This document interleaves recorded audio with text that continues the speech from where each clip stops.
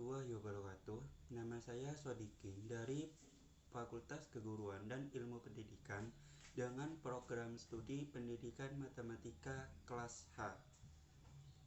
Nah, di sini saya akan mempresentasikan tugas pendidikan kewarganegaraan tentang demokrasi dengan dosen pengampu yaitu Ibu Musfianawati SHMH. Nah, langsung saja dengan penjelasannya. Demokrasi yaitu berasal dari bahasa Yunani yang berarti demokratia. Nah, demokratia ada dua kata yaitu demos yang berarti rakyat, dan kratos adalah kekuasaan. Nah, kekuasaan itu sendiri dari tangan rakyat yang berarti dari rakyat, oleh rakyat, untuk rakyat. Nah, kekuasaan tertinggi dari rakyat adalah hukum. Yang selanjutnya yaitu prinsip demokrasi. Prinsip demokrasi yaitu ada 3. Yang pertama liberté, yang berarti kebebasan. Nah, kebebasan itu sendiri lebih mengarah pada kebebasan dalam beragama, berkumpul, dan mengeluarkan rakyat. Yang kedua yaitu égalité, yang berarti kesetaraan. Nah, kesetaraan ini lebih mengutamakan persamaan derajat dan hak di depan hukum.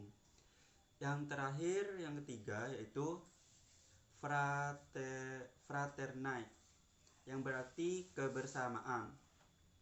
Nah, kebersamaan itu sendiri menjadi penyeimbang, yaitu menghormati HAM atau seseorangan bebas melakukan kegiatannya tanpa mengganggu kegiatan orang lain.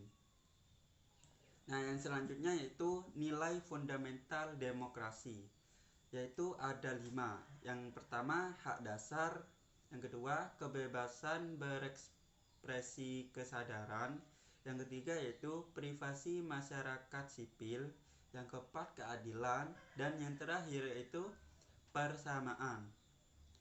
Demokrasi yang pernah ada di Indonesia yaitu demokrasi parlementer. Demokrasi parlementer di Indonesia telah dipraktikkan pada masa berlakunya Undang-Undang Dasar 1945, kemudian dilanjutkan pada masa berlakunya RIS 1949 dan UUDS 1950.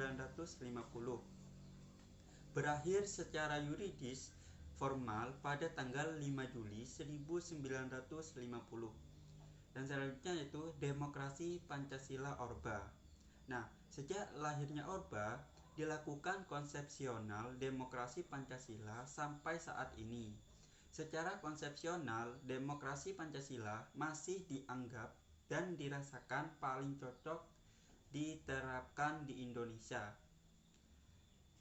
Demokrasi Pancasila bersumber pada pola pikir dan tata nilai sosial budaya bangsa Indonesia. Dan selanjutnya demokrasi Orde Reformasi. Nah, Orde Reformasi ini merupakan konsensus untuk mengadakan demokratisasi dalam segala bidang kehidupan, diantaranya bidang kehidupan yang menjadi sorotan utama untuk direformasi adalah bidang politik, ekonomi, dan hukum. Yang selanjutnya yaitu politik demokrasi di Indonesia, yaitu perubahan dalam konstitusi negara, yaitu ada 4. Yang pertama, periode 1945 sampai 1949 menggunakan Undang-Undang Dasar 1945.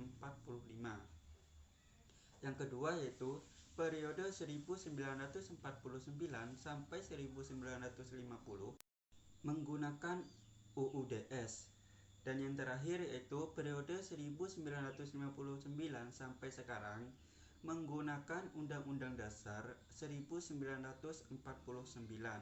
Nah, untuk dapat melihat perkembangan demokrasi di Indonesia secara sederhana dapat dibagi menjadi tiga, yaitu yang pertama, masa demokrasi parlementer pada tahun 1945 sampai 1959. Yang kedua yaitu masa demokrasi terpimpin pada tahun 1959 sampai 1965. Dan yang ketiga yaitu masa demokrasi Pancasila pada tahun 1965 sampai sekarang. Nah, akhir dari video ini saya ucapkan banyak terima kasih. Apabila ada kesalahan kata atau kekurangan, mohon dimaklumi. Sekian, terima kasih. Wassalamualaikum warahmatullahi wabarakatuh.